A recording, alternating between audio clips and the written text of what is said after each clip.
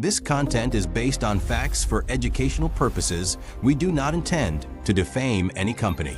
Logos are omitted for copyright.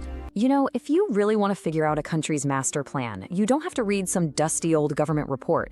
Sometimes the entire strategy is just hidden in plain sight, in the headlines from a single day's news.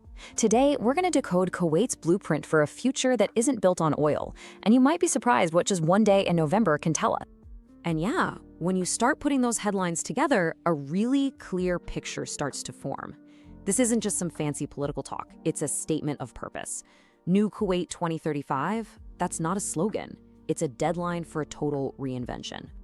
So what exactly is this New Kuwait 2035 all about? Well, think of it like this. It's a huge bet, a bet to shift an entire nation away from its past, a past totally dependent on oil, and toward a future built on something way more valuable, knowledge. You hear these words a lot, right? Diversified, knowledge-based, digital transformation. It's so easy to just write them off as buzzwords, but here they're not. They are the actual pillars of a brand new economy. This is the plan for how to survive in a world that is moving past oil, and moving fast. Okay, so how do you build a knowledge economy, basically from scratch? Well, Kuwait's answer is to go all in on technology, a massive nationwide investment. And this is the first and honestly probably the most ambitious part of their whole 2035 vision. And let's be clear, this is a revolution coming from the very top. The push for this digital transformation, it's coming directly from the highest levels of government. The mandate is clear: build a smart nation, one bite at a time. We're not just talking about small upgrades here. No way. Kuwait is trying to leapfrog its neighbors and become a regional leader in artificial intelligence.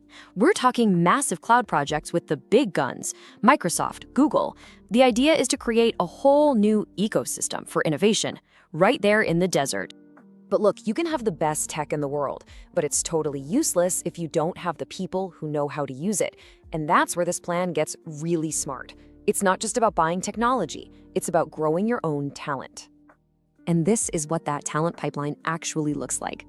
The Gulf Bank Datathon, it's way more than just a contest. It's a literal training ground for the next generation of data scientists and AI engineers. These are the people who are going to power Kuwait's new economy.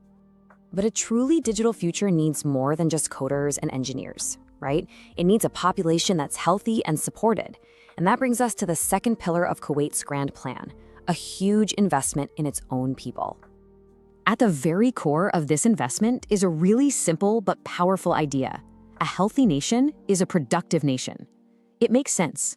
So companies like Daman have been given this massive job to build a system for sustainable, high-quality healthcare for everybody. But this goes way beyond just building more hospitals. They're trying to create a fully connected, digital-first healthcare system.